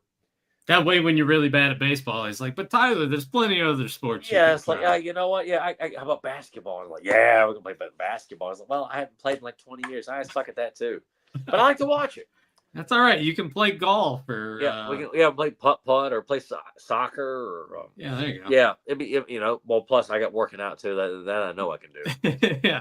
And then let's see, it's either going to be Conky or Terry for me too, because I treasure those two characters. So and then Globy, because what about Magic Screen? Does the Magic Screen fall into that category or more towards like? No, she's because not really furniture. Well, but technically yes, because with Magic Screen you can do a lot more with her as opposed to just like sit on her or you know. Right. I associate her more like with Conky because they're both machines, but they are moving around the house. They're in they can do stuff like she can go like I can go to the grocery store and get some snacks, Pee-wee. Like she can leave the house and do stuff for you. And I mean with Globy can also teach you languages like Ricardo because can teach you Chinese and French like we got. I want to say season 1 is when that happens with Globy. Yeah, and I'm pretty sure I think in season 2 he teaches Pee-wee I think some French. I think that may have still been season 1. Okay, I think it's season 1 where it's like, oh, you can introduce yourself in French by saying "Je m'appelle." Yeah, that's what I'm thinking of. Yes. Yeah. But he also does it in Chinese as well. Yes, that's right. That's what I'm thinking of. All right, I'm gonna go with Conky. Conky? Yeah, that's a good choice. Yeah, like if I'm gonna start my day off, I'm gonna go plug in Conky, and we're just gonna kickstart the day. We're ready to assist you, Tyler. This is so cool. I love this. Well, let's get into some of the characters that we didn't see past season 1. So we have the late great Phil Hartman here as Captain Carl, and I mean the biggest reason I think is just because he went to do SNL. I think this character would have carried over into season 2 and beyond. Easily. Yeah, because he was part of the play show. And he was in Pee-wee's Big Adventure too. Yep. I love Captain Carl, man. I love the gag in season 1 where he's ordering food. It's like Pee-wee's like, oh yeah, we don't have that on the menu. Oh, well, what about this? Oh, we don't have that either. What do you have? Yeah, I forgot what kind of sandwich it is. Like it's a peanut butter and jelly. He's like, do you want it on like white wheat rice? He's like, just give it a sandwich. Yeah. It's a great. I mean, look at his face. He was destined to go on to greater things. Yeah, and he did, and was taken from his tooth far too soon. Yeah. We have Tito the lifeguard. Yep. Which I always love the pool. Yeah. You don't see much of it other than the beginning of the show. I'm trying to remember who walks in and is like, "Hey, Tito, you save any lives today?" And he's like, "No one's swimming." Yeah. Which, when you see the open of the show, like there's the lifeguard stand where Tito would just be hanging out all the time. So it just kind of makes like when does he show up? Like whenever Pee-wee's at the house, like, hey, in case the Playhouse gang decides to come over and swim, like I got to have someone monitoring the pool at all times. Like, Yeah. But I think Tito would have been another one. But I think Ricardo is easily better overall. Yeah. We have Miss Steve here, who was the Snoop who would come over and be like, "What are you doing?" She's always in. Yeah, just up in everyone's business. She just looks like that too. Yeah, but I liked her makeover episode. That was pretty fun. Yeah. Miss Yvonne comes over and it's like, oh well, and then Magic Screen is like, well, let's look at all the possibilities that we can go with, and all of them are awful. We have the original King of Cartoons here. Yeah, he's fine, but he's no William Marshall. Yeah, he's fine. They didn't give him the dialogue. He would just come in, say the little bit, and show the cartoon, and that was it. So there wasn't a lot to him at all. So no. I'm glad that he got fleshed out going further. And I liked his gimmick of like the old film reel. Like I like that a lot too. Like that was a nice gimmick, but I like that King Cartoons. Like he brings over TV, so whenever every day he comes over, like his part of the show is already in the house, and it will project any cartoon that he wants. Like I do like that. I think it works best in the time period it was like 80s television. It's like if you're doing that, it's a little too old timey, but I love seeing it in season. Yeah. And then of course, oh man. Yes, Dixie. So Dixie drove King of Cartoons there in the cab, and she would have various stuff where she would show up, play the trumpet different ways, or she'd be like, oh, the cab broke down and all this stuff. Love Dixie. They could have continued to use her more, and I don't know why they didn't. Yeah. Was that ever specified anywhere? I've yet to hear any reason why, and I don't know why they switched King of Cartoons. Like I don't know if the actor who played him originally was just like, I can't do this anymore. I don't know. I have no clue on that. Man. So those are some of the characters that didn't make their way over. Man, yeah. After that, we gotta talk more. We gotta do another Pee Wee episode down the road. I couldn't agree more, dude. Like the store episode, or Roger. There's a monster in the Playhouse. We'll definitely do the Christmas special. Mm-hmm. And just put that down for one of the many Christmas we have yet to cover. I wanted to ask you your opinion on the episode. I guess it's titled Playhouse in Outer Space. Did you enjoy that one? It's been so long since I've watched that one, and I need to go back and revisit that one in particular. I've watched it. I thought it was fine, but I think I need to rewatch it and get a more current, like recent perspective on it, because I barely remember what's in that episode. I like it quite a bit just because it gives Reba some more to do, and it gives her more reason to interact in a way that we hadn't gotten and up until that point, because usually she's there for the mail. She's word of the day. Man, you guys are crazy. But this kind of ups the ante for her in that regard, and she's having to just be stuck in the middle of this situation. So I like seeing that for her character. Yeah, there's another episode where she's brought in on Pee-wee's wish for the day to deliver his pen pal letter, and she shows up like first thing in the morning because she's not working that day. So Pee-wee's like, she's like, I'm not working. He's like, I'll fix your breakfast. So she's hanging out in the Playhouse, in her jammies and stuff. And so I got to get to that episode. Yeah. One of the things from season 1, you were talking about the pen pal letters. There's one that he reads is just like, I'm from Japan. My house is made of paper, and my favorite actor is Godzilla. And I'm like, holy shit. Okay. It made me laugh. It got a pop out of me. But at the same time, we're just like, okay. Yeah.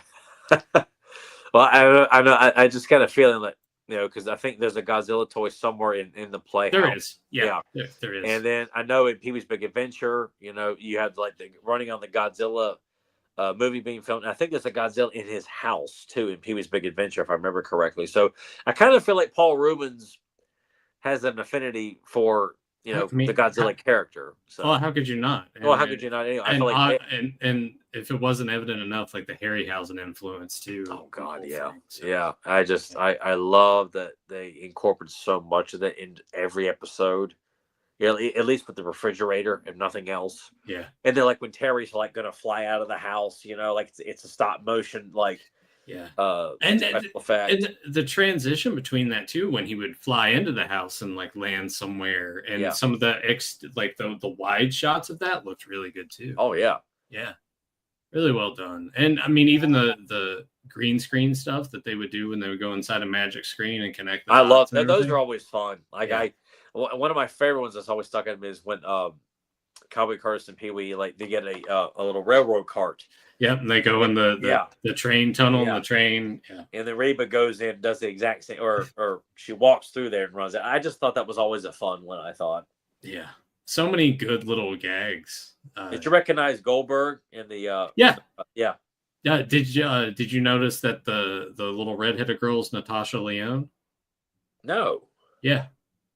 Holy shit! No, that was one of her first gigs, and then I watched a YouTube video, a little interview that she did, and she talks about it, where she was just like, cool.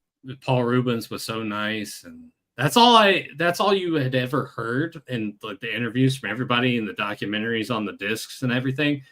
Everyone thought so much of them, and I don't know if you watched the one with the crew talking about it, but they would say that there would be certain things where like Make-A-Wish kids would show up, and he would tell all the crew, it's like, don't call me Paul, call me Pee Wee. I'm going to be in character the whole time, and I'm going to show them around the Playhouse. And then there were a couple of crew members talking about how one in particular, he said, I just got married, went on my honeymoon. My wife really liked this plant, and the next day I showed up and there was a plant. Nothing was said, but it was Paul that had done it. And just those little things showing like how much he cared about everyone that was around him. And there's actually, I don't know if he wrestles as much anymore, but he's an interviewer on AEW,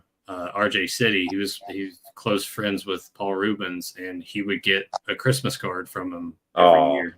Yeah, where he would draw on it and everything. And just I know that you were talking about it earlier in the early 90s because of the situation that happened, that a lot of people kind of looked at him differently from that. As a kid, I was aware of it, and I didn't know exactly what happened being that young, but I never thought anything differently of him because of that. And I mean, it's like whatever, that is what it is. That's his own personal business. Yeah. That's not, I don't, that whole situation, like just how it blew up. But also when he came back, I think it was like the MTV Movie Awards or whatever, and he's like, heard any good jokes lately? And I remember seeing him again when which I didn't recognize him in Batman Returns as a kid. I didn't either.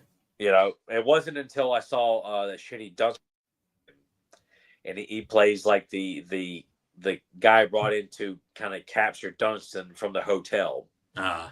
And that was my first and at that time, like, that's all I knew. Like, he got in trouble for having his wiener out, so I thought like he would never be able to work again. And I see him, he's in a movie now. Like, did they forgive him?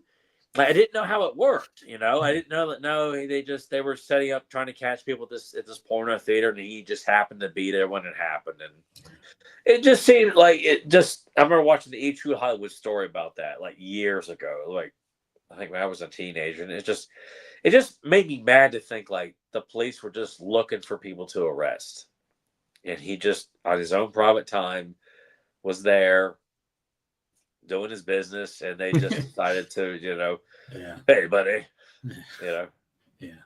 just fucking. And I'm so glad that that was so far removed. It at that time where things like that really could be blown out of proportion. Mm-hmm.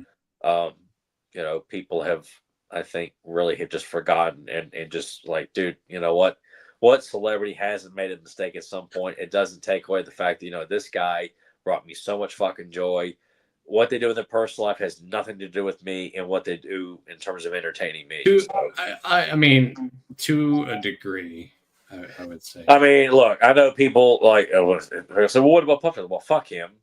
Yeah. Because people do a lot of fucked up shit, and yes, it does. But I'm like, it's Paul Rubens, dude, and like, if that's the extent of what was done, I'm like, dude, who gives a fuck? Yeah. You know. But I do enjoy the fact that in the mid 2010s, kind of a little renaissance, he was able to reprise the character. Yeah. I haven't watched any of that stuff. I hadn't either, just because I was like, I don't know if it's gonna be on the same. I mean, because trying to be on the same level as Pee Wee's Big Adventure, I don't know if that's gonna work. But it's good that the opportunity presented itself to where he could reprise. Yeah, because I remember hearing for years, like I remember hearing him with Conan O'Brien, like saying like he still has an idea for another Pee Wee movie. I was like, oh, this, God, I hope this happens. Like I was all full on board, just to bring Pee Wee Herman back. I wish we had the opportunity to meet him. And just thank him for the movies and making one of the greatest memories of my childhood of watching that show Saturday mornings, dude. So fucking brilliant, so fucking magical. And I'd love to just thank everybody who was involved for that show, from the people who worked on the puppets to the art department, the production designers, everything that went into that show. I just love to thank them for their time and for making that show one of the greatest things I've ever seen in my life. You could still this day watching that fucking opening, like it's like being 3 years old again. You could tell that they all really cared about what they were doing, like everyone, and like everybody on that set. Yeah, and then everybody was happy doing the show. Yeah, that's something that everyone spoke so highly about, how Paul made everyone feel, how the cast was happy, everyone was young and hungry and just ready to do stuff they'd never done before.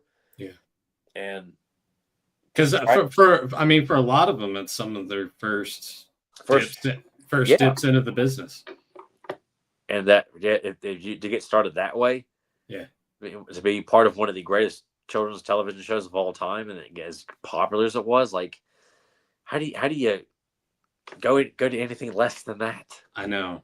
Yeah. So one thing, because we mentioned season 3 and the writer's strike, we could have got a few more episodes out of the deal. Yeah. So that's I'm curious if all the stuff that was written and just put on the shelf prior to I guess because it was the writer's strike, I guess they would have already had that written. They would have been able to film it.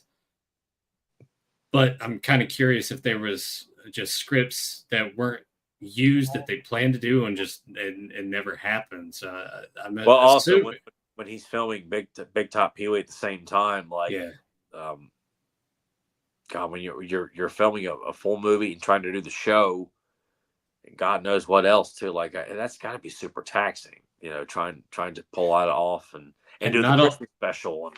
And not only that, but Paul was always so soft-spoken and reserved, because I saw in the snippets of parts of the documentary stuff, and they talked about how Paul would have to, you would see him like psyching himself up to get into that character before action was called. And I mean, that's got to be draining too. So to spread yourself thin, number one, between production of the show and the movie. And every public appearance. Yeah, that too. He stays in character. Like he's not. I don't know. I mean, as a kid, I thought that really was like, I thought that was yeah. I'm like you. Like I had no idea there was a Paul Rubens. I was just like, it's Pee Wee. Like this is just a guy that got his own show, and he's in 2 awesome movies. Like I and his name, he's just Pee Wee. And I think I had no idea about any of that until I don't know when, because I think even when probably the scandal but even then I'm thinking, like, when I see that mugshot, I'm like, I'm like, that's not him. I'm like, what happened to Pee Wee and his hair? And Pee Wee Herman like had his. I still like, all I knew was Pee Wee Herman. Like there was it was just it was like almost like Santa Claus. So you were talking about Dunstan Checks In. Yeah. And I don't think I even rented that movie. So I think the next thing that I was aware of him being in after that was probably like Mystery Men. Oh yeah. As the spleen. Yeah, and then Blow after Yeah, that. which I was like, oh my God, that's Paul Rubens. Like, this is great. Yeah, it's awesome. Yeah.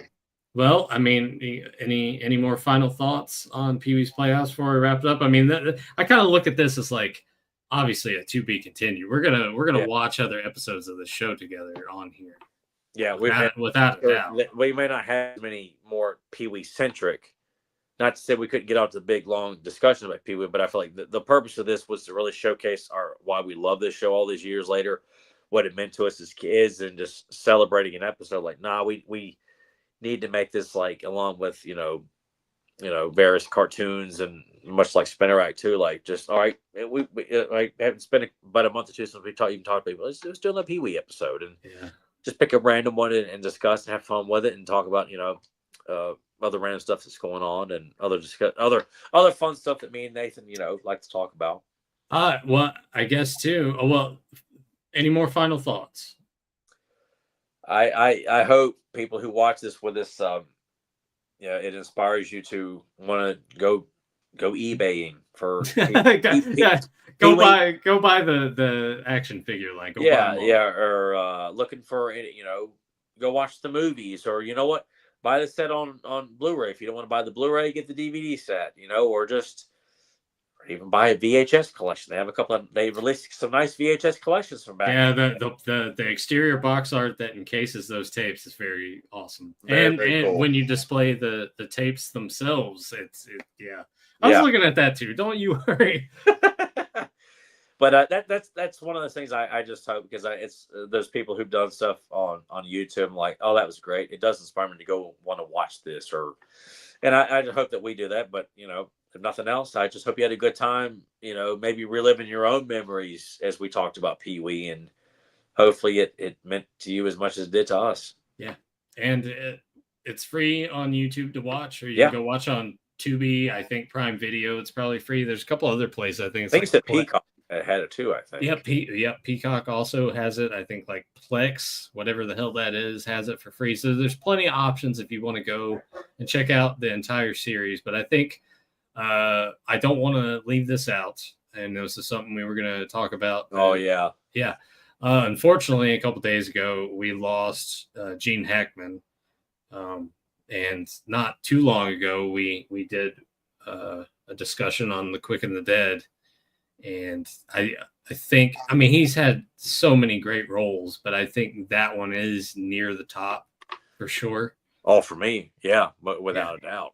I know you're not the biggest fan of Wes Anderson, but he's great in Royal Tenenbaums. Well, that was probably the only film I've seen of Wes Anderson, and when I did see it, the one thing I did love about it was Gene Hackman. And I told Matt when I saw him, like, I don't really care for this movie, but Gene was fucking great in this movie. Like, what a smart ass he was. Like, I enjoyed him, but I don't like Wes's style.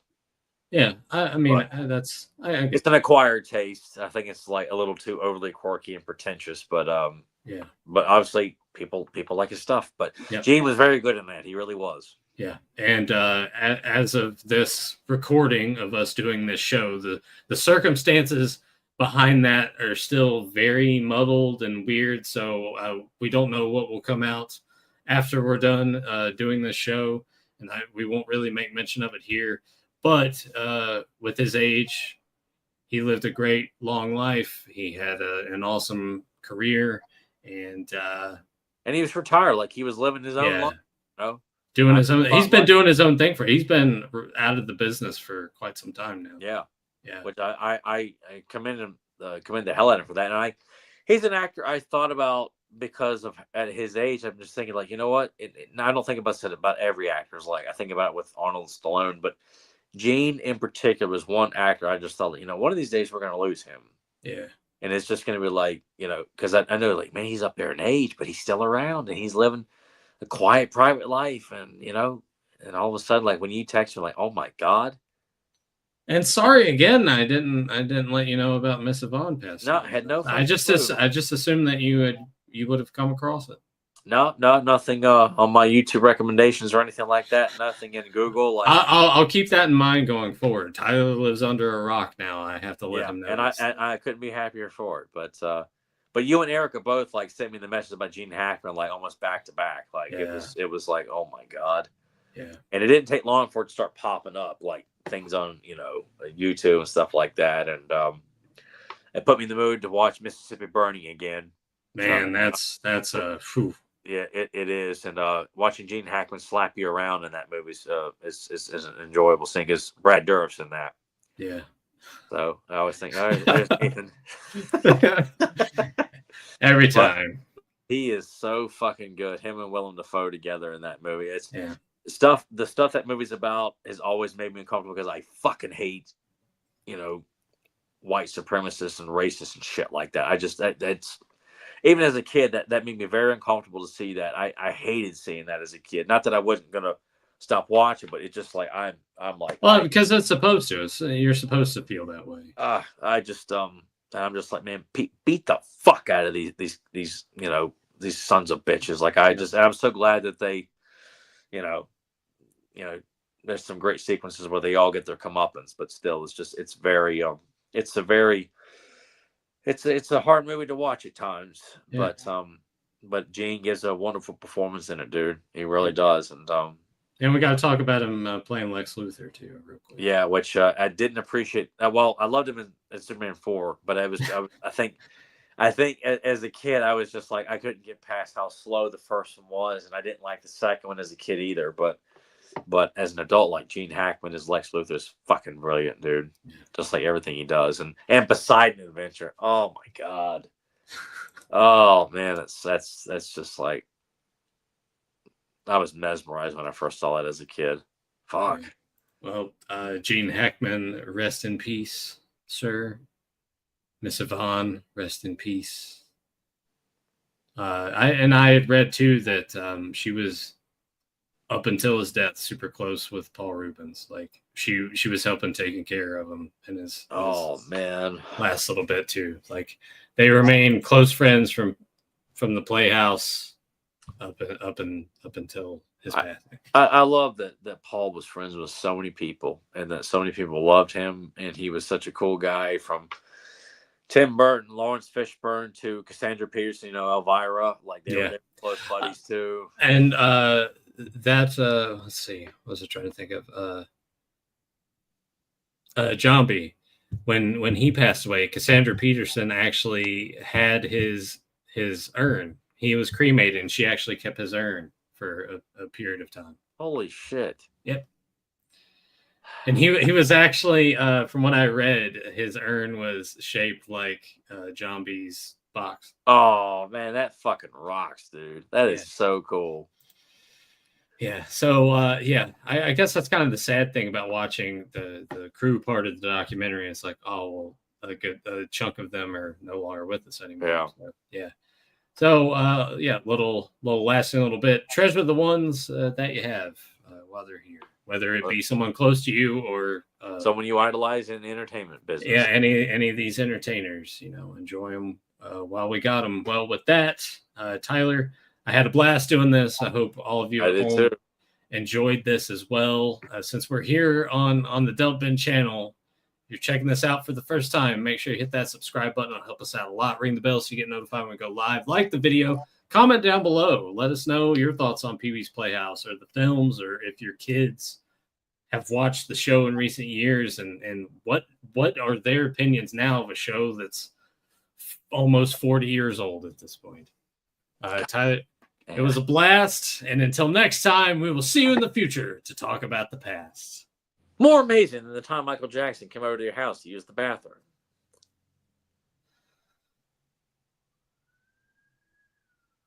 I hear sirens in the background.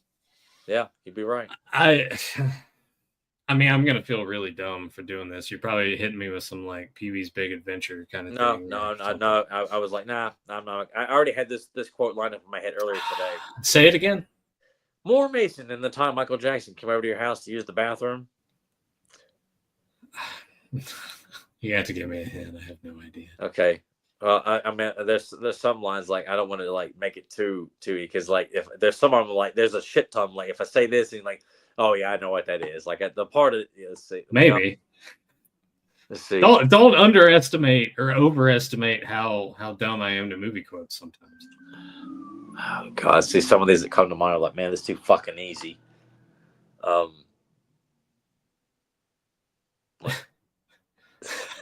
Yeah all right. It's heat, isn't it? No, it's not heat. No, Okay. no, because I'm like again, the lines that are coming to mind are like, man, even for Nathan, that's too fucking easy. All right, fuck it. First, you got to do the truffle shuffle. Come on. Oh, okay, Goonies. Yeah. Right. Yeah. So, Okay. yeah, I know it's just like. Oh yeah, that's a dead guess. So that one saying is a very. Oh, well, what could that possibly be? So yeah, doing Goonies. Yeah, that and I smell ice cream. I just felt like those are two. They're too fucking easy. They're part of the zeitgeist. Whereas, more amazing than Tom Michael Jackson came over to your house to use the. I was like, I don't know if we can go around telling people. Like kids that like, oh, he did. Yeah. Oh, but I God, that's the movie that you and I will have to do like a watch along at some point, maybe. We need to come back and revisit Goonies, which I'm sure you can fart and hit a channel that's covered the nauseum, but yeah. But we've never sat and had a discussion about it on our show at any point. But I don't know. I think we did. Did we? I think we did ages ago. But hey, you know what? It's worth coming back around. Yeah, there's a multitude of stuff that I mean, hell, even Pee-wee's Big Adventure, like that's that. Or I mean, even Big Top Pee-wee, because I know that's a divisive film amongst fans. Yeah, and I'm like, and it's not on Blu-ray, just on DVD. Which I think I saw something that a 4K is coming out. Fuck, like really? Yeah, I think someone's putting. Let me check really quick. I'm pretty certain I saw. Yep, coming from TerrorVision this year. Well, that was posted a year ago, so I don't know if that's. So I guess sometime now. Maybe I'll have to look. I'll do some more research and see if that's coming down the pipe. I think right now, currently, if you want to watch it, it's on Paramount Plus to stream. See, I looked for it on Paramount. I couldn't find it. I don't know. You might have to look again because I looked it up and it said like premium or primetime TV, and then you click on the thing. It says watch now on Paramount Plus. So I don't know. I didn't go in my app and actually look to see. Well, here I'm with you right now. So I'm telling you, I looked this up the other night. So maybe the internet lied to me. Son of a bitch! There it is. Nope. Could not find Big Top Pee-wee. Even put in Pee-wee, nothing. And it's a Paramount movie, for God's sake. Maybe it was on there at some point, and then they took it off. I thought the whole point of Paramount is like, no matter what, any film No, they do that shit all the time. I haven't watched Big Top Pee-wee since I think it came on cable at one point. Early to mid 90s. It was early 90s because that was a movie I used to rent quite a bit, and I thought Gina was so fucking hot. Oh. Yeah, so that's something because I have hardly any recollection of that. So that's the clips I looked up. I was actually voicing them back verbatim, almost like, oh my god, like I'm like this is if like I just watched this last. Oh, gosh, you're too good at that. But yeah, I'll try to watch Big Top Pee-wee at some point. Maybe I'll just like buy it digitally for now. Yeah, I wouldn't mind getting like a dirt cheap copy of DVD because those are like brand new cheap for like $10. Yeah, that's true too. Yeah, it was DVD. Yeah. I know, like I don't like doing that, but it's hard to say when that 4K would even come out. Yeah, I'll do more research on that too. But yeah, all right, we'll go ahead and we'll get out of here. Thank all of you again for joining us on this new venture on the old channel. It's brand new again for us. Plan on doing a few things on the channel. Hopefully, I have ideas in motion of other videos and stuff I would like to do to contribute and put on here. So thanks for joining us here, and we'll see you for another episode of something or Spinner Rack or something down the road. You never know what's care about quality here. You never know what's going to happen at the dump bin. That's not going to be my closing thing going forward. It's just something stupid I want to say. All right. Take care, everybody. Later.